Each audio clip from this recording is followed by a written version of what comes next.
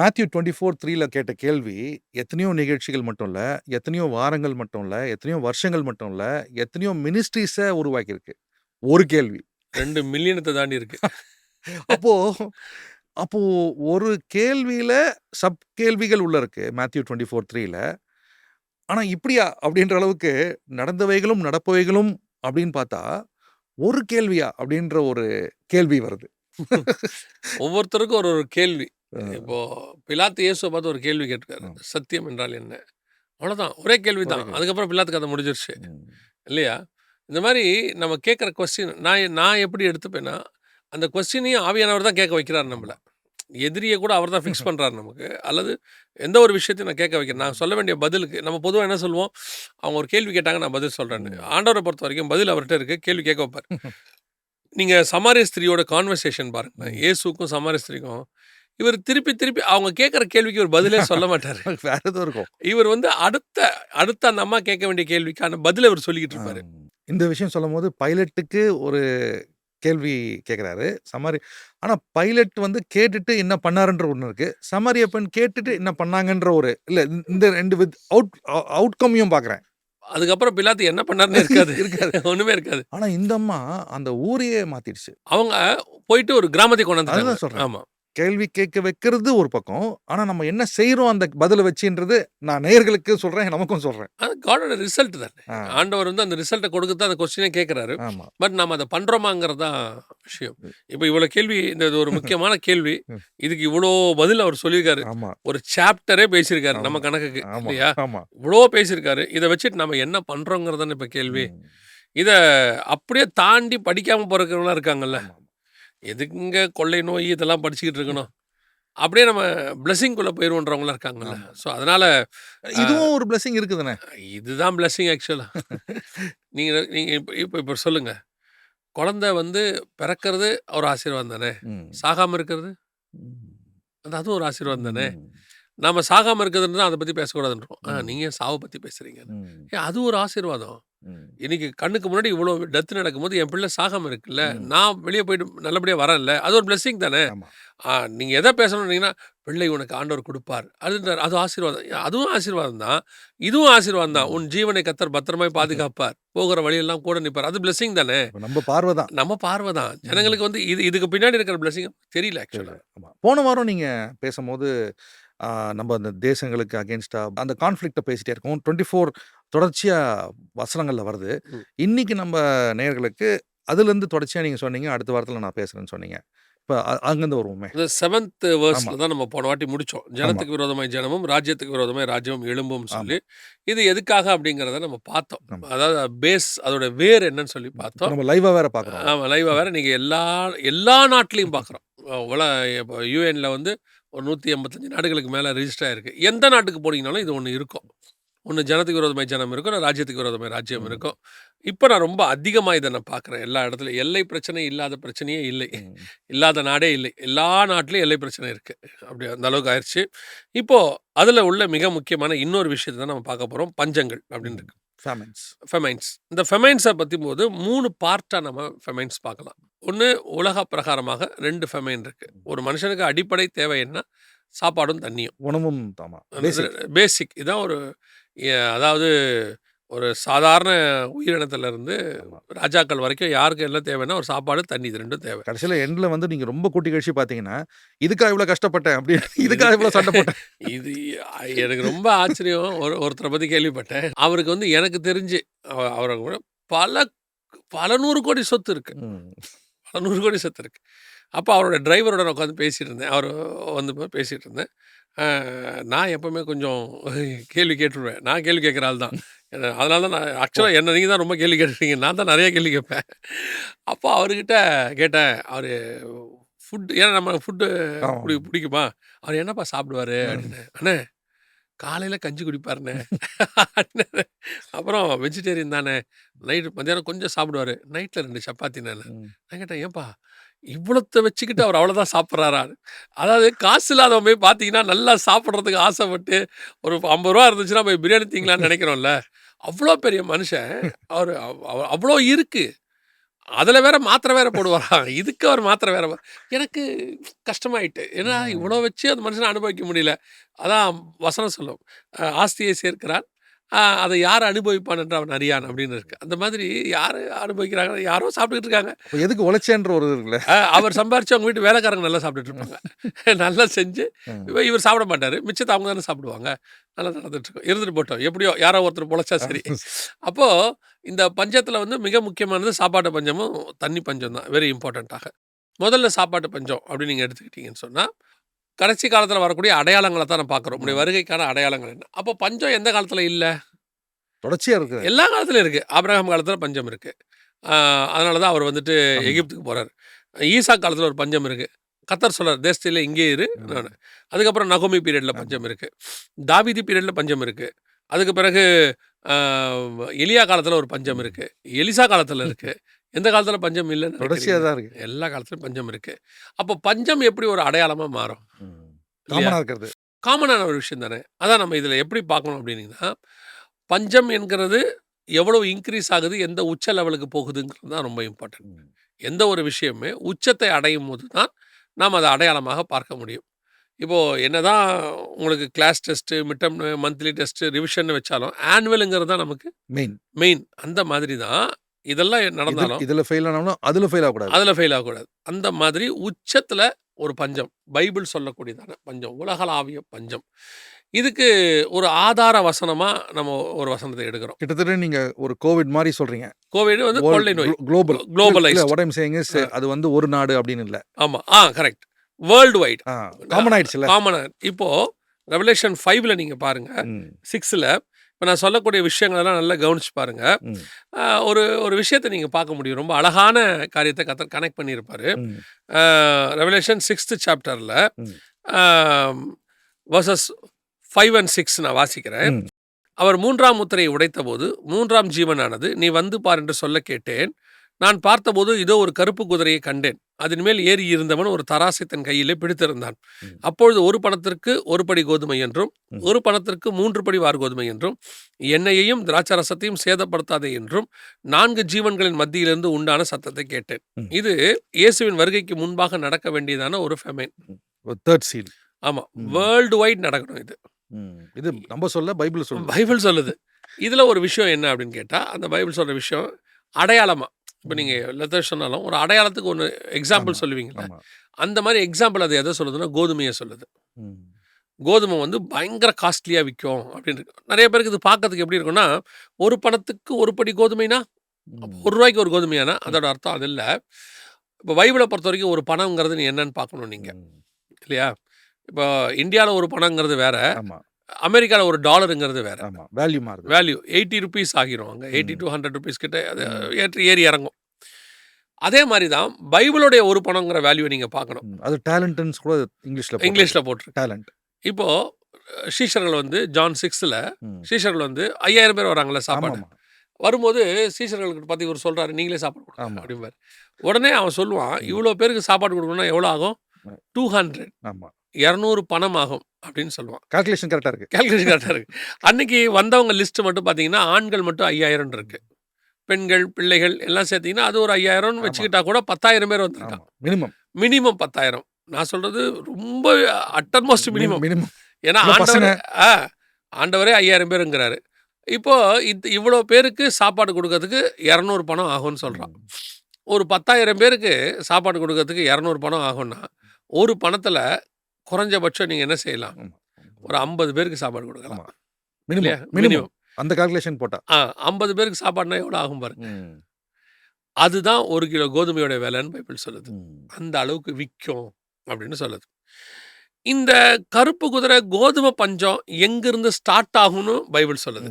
அதை நீங்கள் எடுத்துக்கிட்டீங்கன்னா, சகரியாவின் புஸ்தகத்தை நீங்கள் வாசிக்கும் போது 6ஆம் அதிகாரம் 6ஆம் வசனம் நான் வாசிக்கிறேன். ஒன்றில் பூட்டப்பட்டிருந்த கருப்பு குதிரைகள் வடதேசத்துக்கு புறப்பட்டு போயின அப்படின்னு இருக்கு, இல்லையா? கிளியரா இருக்கு. இங்க வசனம் சொல்லுது ரெவலேஷன் 6ல், இது சகரியா 6, இது ரெவலேஷன் 6. அங்கேயும் 6:6, இங்கேயும் 6:6. இது என்ன சொல்லுது அப்படின்னு கேட்டீங்கன்னு சொன்னா, ஒரு பணத்துக்கு ஒரு படி கோதுமை. இது எங்க இந்த ஃபெமைன் ஆரம்பிக்குதுன்னா, நார்த்ல இருந்து ஆரம்பிக்குது. எந்த நார்த்து? உலகத்துடைய நார்த்து, அங்கேருந்து ஆரம்பிக்குது. அதை எப்படி எடுத்துக்கணும்னா, இஸ்ரேல்லேருந்து நீங்க கணக்கு வச்சுக்கணும். அதுதான் நம்ம கணக்கு. ஏன்னா அது சென்ட்ரல்ல இருக்கு. அதான் சென்ட்ரல்ல இருக்கு. அங்கேருந்து நார்த்துக்கு. நல்லா கவனிச்சு பாருங்க. இப்ப நம்ம பீரியட்ல உலகளாவிய ஒரு கோதுமை பஞ்சம் வந்துச்சு. வேர்ல்டு வைட் ஒரு கோதுமை பஞ்சம். 2023ல அது உச்சத்துக்கு போச்சு. 2022ல இலங்கை வந்து மிகப்பெரிய உணவு பஞ்சத்துல போய் திவால் ஆயிருச்சு நாடு. 2023ல மிகப்பெரிய உணவு பஞ்சம், கோதுமை பஞ்சம் பாகிஸ்தான்ல வந்து 1 கிலோ கோதுமை ₹1500 வித்தாங்க. ஸோ உலகளாவிய கோதுமை பஞ்சம். ஐரோப்பா முழுக்க. இதுக்கெல்லாம் ஃபேக்ட்ஸ் இருக்கு. இருக்கு. நீங்க எவிடன்ஸே நீங்க பார்த்துக்கலாம். உலகளாவிய ஐரோப்பா முழுக்க கோதுமை பஞ்சம். இதுக்கு என்னடா ரீசன் அப்படின்னு சொல்லிட்டு நீங்க எடுத்தீங்கன்னா, ஒரே ரீசன் தான். என்னன்னு பார்த்தீங்கன்னா, ரஷ்யா உக்ரைன் வார் ஸ்டார்ட் ஆனது. ஓகே. ஏன்னா அது பிரெட் பாஸ்கெட் அது. Bread basket of Europe. இல்லைங்களா? ஆமா. அப்போ நம்பர் 1 உக்ரைன் தயாரிக்கிறது. Number 2 Russia. இவங்க 2 பேரும் உடைய உள்நாட்டு சந்தம். ஜனத்துக்கு விரோதமாய் ஜனம், ராஜ்யத்துக்கு விரோதமாய் ராஜ்யம். இது நடந்த உடனே ஆரம்பிச்சது என்னன்னு கேட்டீங்கன்னா பஞ்சம். கோதுமை பஞ்சம் வேர்ல்டு வைட் ஆயிருச்சு. இப்போ நம்மகிட்டயுமே நம்ம one of the largest producer of wheat நம்ம இந்தியா. ஆனா நம்மகிட்டயுமே நமக்கு தேவைங்கிறதுனால கொஞ்ச நாள் கோதுமை ஏற்றுமதியை தடுத்து வச்சிருந்தோம். ஏன்னா நமக்கு தேவை, நார்த் இந்தியா முழுக்க கோதுமை தானே சாப்பிட்றாங்க. ஸோ உலகளாவிய ஒரு கோதுமை தட்டுப்பாடு வர தொடங்கிருச்சு. அந்த டயத்தில் மட்டுமே உலகளாவிய கோதுமையின் விலை பல மடங்கு உயர்ந்துருச்சு.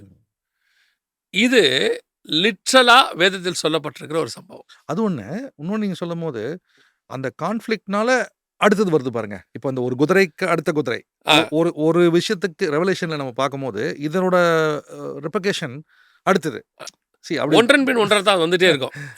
இதனால அது எஃபெக்ட் ஏற்படும். அது வேற இது வேற சொல்ல முடியாது. இந்த 4 குதிரைகள் விஷயங்கள் இருக்கு இல்லையா, இது ஒன்றன் பின் ஒன்றாக நடக்கும்.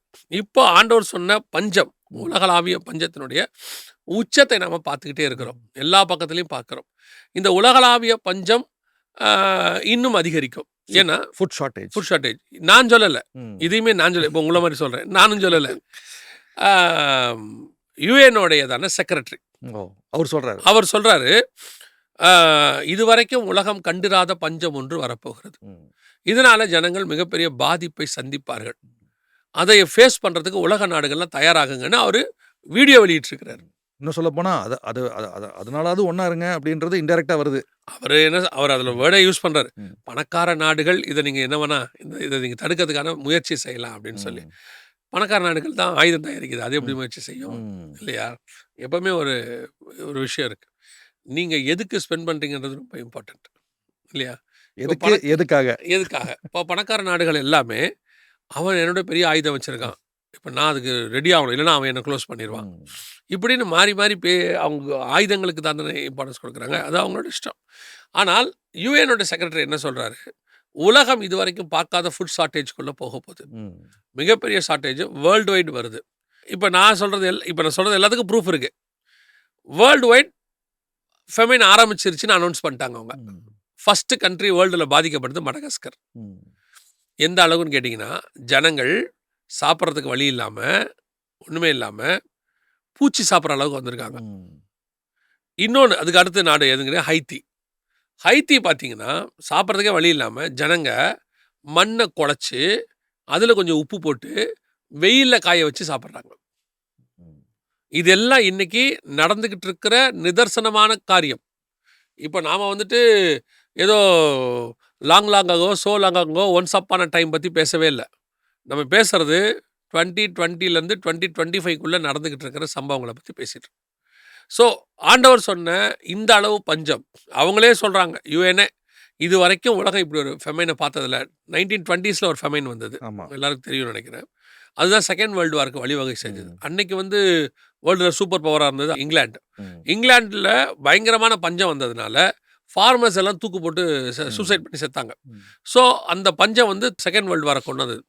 இப்போ அதை விட மோசமான பஞ்சத்தில் இருக்குன்னு சொல்கிறாங்க. நீங்களே பாருங்களேன், ஒரு லிட்டரலாக பாருங்களேன், ஒரு பெட்ரோல் விலையிலேருந்து, அரிசி விலையிலேருந்து, தங்கம் விலையிலேருந்து எந்த இடத்துல இருக்கு? ஏறித்தான் போயிட்டு இருக்கு, பயங்கர டாப்பில் இருக்கு. எங்கே போய் முடியும்னு தெரியாது, அவங்களுக்கே தெரியல இது போய் எங்கே முடியும்னு. சமீபத்தில் பில்கேட்ஸ் ஒன்று சொல்லியிருந்தாரு, எல்லாருமே ஏஐயில் பயங்கரமாக இன்வெஸ்ட் பண்ணுறீங்க, ஏஐயோடைய ஷேர்ஸ் தான் பயங்கரமாக இன்க்ரீஸ் ஆகிருக்கு, ஆனால் ஏஐ ஒரு நாள் பர்ஸ்ட் ஆக போது நீங்கள் எல்லாரும் மாட்ட போகிறீங்கன்றார். ஒரு பபுள் பர்ஸ்ட் ஆகிற மாதிரி. ஆமாம், அவர் சொல்கிறார், நீங்க அத்தனை பேரும் உன்னையே நம்பிக்கிட்டு இருக்கீங்க இப்ப. ம். அத்தனை பேரும் சேர்ந்து ஒரு வியாபாரம் பண்றீங்க. இது பெஸ்ட் ஆகும் ம். அப்படின்னு சொல்றாரு. ஸோ இப்போ வேர்ல்டு வந்து ஒரு ஃபெமைனை நோக்கி போய்க்கிட்டே இருக்கு. அந்த ஒரு மிகப்பெரிய விஷயத்தை சந்திக்க போகுது. இதனால மில்லியன்ஸ் அண்ட் மில்லியன்ஸ் பாதிக்கப்படுவாங்கன்னு யுஎன் ரிப்போர்ட் சொல்லுது. ம். இது எல்லா நாட்டுக்கும் பொருந்துமான ஒரு விஷயம். ம். இயேசு சொன்ன அடையாளங்கள்ல மிக பிரதானமானது இது. ம். இதோட நான் இதை முடிச்சுட்டு தண்ணிக்கு போயிடுறேன். ம். பட் ஒரு நீங்க எனக்கு ரொம்ப இன்ட்ரெஸ்டிங்கா இருந்தது ஜக்கரியாவ கனெக்ட் பண்றீங்கல்ல, அது ரொம்ப இன்ட்ரெஸ்டிங்கா இருந்துச்சு. ஆமா. ஏன்னா ஜக்கரியாவும் ஒரு பெரிய ப்ராஃபெட் அவரு. அதுவும் ஒரு அந்த புத்தகத்த நம்ம ரெவலேஷன் பார்வையில ரொம்ப படிக்கிறது இல்ல. ஆனா அது ரெவலேஷன் பார்வையில பார்க்கும்போது அது ஒரு வித்தியாசமான ஒரு கண்ணோட்டத்த நான் இன்னொரு வசனம் சொன்னா இன்னும் நீங்க பிரமிப்பீங்க. என்னன்னா, ஆ. கிறிஸ்ட் வந்து ஒரு ஸ்டார்ட்டிங் டு எண்ட் ஒண்ணு சொல்லுவாரு. ம். என்ன சொல்லுவாரு? இவனுடைய ரத்தப்பழி எது வரைக்கும், எங்கேருந்து யார்ட்டருந்து எது வரைக்கும்னு சொல்லுவாரு. ம். அதுல சொல்லும்போது ஆபேல் முதல் கொண்டு பலிபீடத் தண்டையில் கொலை செய்யப்பட்ட பகரியாவின் மகன் சகரியாம்பாரு. ம். சரிங்களா? அந்த பலிபீடத்துக்கிட்ட கொலை செய்யப்பட்ட சகரியா ம். அப்படிம்பாரு. நீங்க நல்லா கவனிச்சு பாருங்க. இந்த இது முடியும்போது, சும்மா நீங்களே அந்த வசனம் வாசிங்க. 6ஆம் அதிகாரம் 9ஆம் வசனம் ரெவலேஷன். Revelation revelation 6, 9 வாசிங்களேன். 6, 9. 6:9ல வந்து when the lamb broke the fifth seal, I saw underneath the altar the souls of those who have been slain because of the word of God and because of the testimony which they had manifested. எங்க கொலை செய்யப்பட்டாங்க? Alter. Altar. பலிபீடத்துக்கிட்ட. ம். சகரியா கொலை செய்யப்படுறது பலிபீடத்துக்கிட்ட. ம். இந்த பலிபீடத்துக்கு முன்னாடி கருப்பு குதிரையை பத்தி பேசுறாங்க. ஓகே. ம். சரிங்களா? ம். 4 குதிரைகளை குறித்து அவங்க என்ன செய்றாங்க? பேசுறாங்க. இந்த 4 குதிரையோட விஷன் சகரியாக்கு தான் இருக்கு. ஓஹோ! ஸோ இது முக்கியமான ஒரு Old Testament character. Very important connection இருக்கு. Very ரெவலேஷனுக்கும் இதுக்கும். ஸோ இது புரிஞ்சுக்காம அங்க போய் நம்ம அண்டர்ஸ்டாண்ட் பண்றது கஷ்டம். சகரியா இல்லாம இது புரியவே புரியாது. இல்ல நம்ம யூசுவலா டேனியல் ரெவலேஷன் சொல்லுவோம். பட் இப்ப சகரியாவும் இல்ல அந்த அந்த அந்த பார்வையில வருது பாருங்க. ஆமா. சகரியாவுக்கு ஃபர்ஸ்ட் சாப்டர்ல 4 குதிரைகளை பத்தி பேசுவாரு. ம்.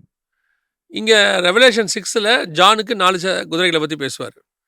இந்த 4 குதிரைகளை பேசின உடனே பலிபீடத்திட்டு இருக்கிறவங்க கூப்பிட்டாங்கன்னு இருக்கும். ம். இயேசு சொல்லுவாரு, யாரு பலிபீடத்துக்கிட்ட இருக்கிறாங்க அப்படின்னா, சகரியா பலிபீடத்திட்ட இருக்கிறான்னு இருக்கும். ஓஹோ! ஸோ அதாவது கர்த்தர் வந்து அந்த சாக்ரிஃபைஸ மறக்கல பாருங்க. எங்க கொண்டு போறாரு பாருங்க. இந்த கனெக்ஷனை வந்து ப்ரொஃபட்டிக்கல் கனெக்ஷன் இது. Prophetical connection. ஸோ இப்போ இந்த இதுக்கு பின்னாடி இன்னொரு காரணமும் இருக்கு. ஏன் பலிபீடம் இந்த இடத்துக்கு வருது அப்படின்னு கேட்டீங்கன்னு சொன்னா, லாட் டைம் தொடங்க போகுதுன்னு அர்த்தம். பலிபீடத்துக்கிட்ட இருக்கிற ஒருத்தன் கேட்கும்போது கர்த்தர் அவனுக்கு பதில் கொடுக்கணும்ல. ம். பலிபீடம் யாருக்குரியதுன்னா இஸ்ரவேலர்களுக்குரியது. ம். அவங்க தான் ஆலயத்தில் பலிபீடம் வச்சிருப்பாங்க. நமக்கு ஒரு பலிபீடம் உண்டு. அதான் இயேசு கிறிஸ்து. ம். நமக்கு முடிஞ்சிருச்சு. நமக்கு இதுக்கும் சம்மந்தம் இல்லை. பலிபீடத்துக்கும் நமக்கு சம்மந்தம் இல்லை. ஆனால் இது நமக்கு என் டைம் அடையாளமாக மட்டும் இருக்கு. ம். ஸோ இப்போ நீங்கள் நல்லா கவனிச்சு பார்த்தீங்கன்னு சொன்னால், இந்த 4 ஹார்சஸ் இதோட ஆமா. காலங்கள் முடிவடைகிறதுக்கான மிக முக்கியமான இடத்துல இருக்கும். 3வது ஹார்ஸ் நம்ம கண்ணுக்கு முன்னாடி நடந்துட்டு இருக்கு. ம். நார்த்துக்கு போகணும், அங்கேருந்து பஞ்சம் வரணும், குறிப்பாக கோதுமை பஞ்சம் வரணும். ம். இவ்வளவு தெளிவான ப்ராஃபஸியை நீங்கள் எந்த புக்கில் பார்ப்பீங்க சொல்லுங்க? ம். எந்த காட் வந்து எந்த காட் நமக்கு இப்படி இவ்வளோ தெளிவாக சொல்கிறாங்க? ம். எவ்வளோ பெர்ஃபெக்டாக இருக்கு பாருங்க. அதான். சகரியாட்டும் நடந்ததையும் நடப்பவைங்களும். நடப்பவைகளும். அப்போ நடந்தது கரெக்டா இருந்திருக்கு. நடக்க போறதும் கரெக்டா இருக்கு. அதை கனெக்ட் பண்ணி கொடுக்குறாரு. ஆ. ஸோ இப்போ இந்த ஃபெமைன் இதான் ரொம்ப இம்பார்ட்டன்ட். ம். இது வெறும் கோதுமையோட கூட முடியாது. ம். இப்போ இது வந்து ஒரு சாம்பிள் அடையாளம் தான் கோதுமை ஆமாம். இல்லையா? நீங்கள் ஒருத்தரை பற்றி நல்ல அத்லட்டு உசைன் போல்ட்டு நல்ல அத்லட்டுன்னு சொல்லி அவர் இன்ட்ரடியூஸ் பண்ணுவீங்க. ம். அவருக்கு கார் ஓட்டவும் தெரியும் ஆமா. இல்லையா? கரெக்ட். அவர் சைக்கிள் ஓட்டுவார். ம். அவருக்கு ஒரு ஃபேமிலி இருக்கும். ஆமா. இதெல்லாம் நம்ம மென்ஷன் பண்ண போகிறதில்ல. அவர் நடந்தும் போவாரு. நடந்தும் போவார். அவர்கிட்ட இருக்கிற இம்பார்ட்டன்ஸை நம்ம சொல்கிற ஆமா. மாதிரி கோதுமைங்கிறது இம்பார்ட்டன்ட். அதுக்கு பின்னாடி அரிசி பஞ்சம் இருக்குது, ஆமா. எண்ணெய் பஞ்சம் இருக்குது, நிறையா இருக்குது. ஆ, சரி. நீங்கள் அதை விட பெரிய ஆச்சரியம் அந்த ரெவலேஷன் 6th சாப்டர்ல பாருங்க. ம். அவர் சொல்லும்போது 6th verseல பாருங்களேன். சும்மா வாசிச்சு பாருங்களேன். ம். And I heard something like a voice in the center of the 4 living creatures saying, a quarter of wheat for a denarius and 3 quarters of barley for a denarius, and do not damage the oil and the wine. To not damage the oil and wine. Oil and wine. அப்போ இதெல்லாம் damage ஆகும்னு அர்த்தம். பத்திரமா பாத்துக்கோங்கப்பா அப்படின்றது அப்படின்னு அர்த்தம். சேக்ரெட்டா இருக்கும் அப்படின்னு. இப்போ நான் ஒரு கேள்வி கேட்குறேன். இந்த வசனம் வந்து ம். நீங்க எப்போ சொல்வீங்களா? பத்மோஸ் ஐலாண்டில் 1900 வருஷத்துக்கு முன்னாடி ஆமா. ஜானுக்கு அப்போஸ்தலன் ஜானுக்கு கொடுத்தாரு. தனியா கூட்டு போய் கொடுக்குறாரு. இப்போ நம்ம வந்து என்ன சொல்றோம்னா, இந்த கோதுமை பஞ்சம் இப்போ நடக்கிறதுன்னு சொல்றோம். ம். நிறைய பேருக்கு ஒரு டவுட் இருக்கும். அப்படியா? அப்படி சொல்றதுன்னா எப்படி நீங்க சொல்றீங்க? எல்லாமே வசனம்லாம் சொல்றோம். இப்போ சொல்லுங்க, உலகத்துடைய பொருளாதாரத்தை நிர்ணயிக்கிற மைய பொருள் எது? ஆயில். ப்ராடக்ட் கேட்குது. ஆயில். ஆயில். இந்த ஆயில் பூமிக்கு அடியிலேருந்து கச்சா எண்ணெய் நம்ம சொல்றோம், க்ரூட் ஆயில். ஆமா. இதை எப்போ கண்டுபிடிச்சாங்க தெரியுமா? ம். 1857 to 1859. முதல்ல டிக் பண்ணி எடுத்தது இன்னைக்கு சவுதி ஆமா. தான் இருக்கு, சவுதி அரேபியா தான் இருக்கிறதுலே அதிகமாக ஆமா. அவங்க டிக் பண்ணி எடுத்தது 1936 தான் அவங்க ஃபர்ஸ்ட் பார்க்குறாங்க. 1943க்கு செகண்ட் வேர்ல்டு வாருக்கு அப்புறம் தான் அவங்க டிக் பண்ணி எடுக்கிறாங்க.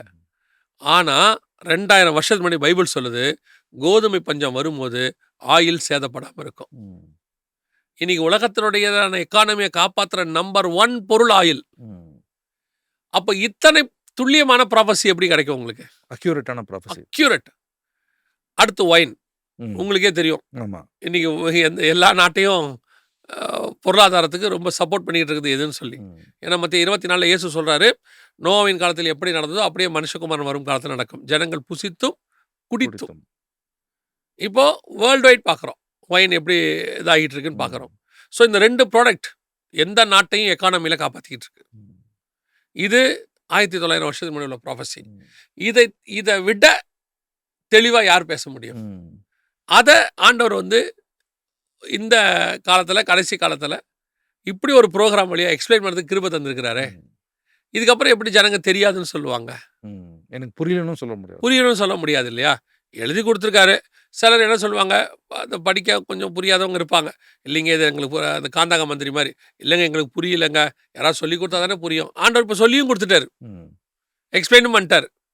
இதுக்கு மேலே ஜனங்களுக்கு இருக்கிற ஒரே ஆப்ஷன், அவங்க தேவனை சந்திப்பதற்கு ஆயத்தப்படுறதுக்கு தான் ஆப்ஷன் இருக்கு. வேற ஆப்ஷனே இல்லை. தெரியலன்னு சொன்னாங்கன்னா அவங்க தான் பாதிக்கப்படுவாங்க இல்லையா? தெரிஞ்சுக்க வேண்டியது அவங்க கடமை. ஆமாம்.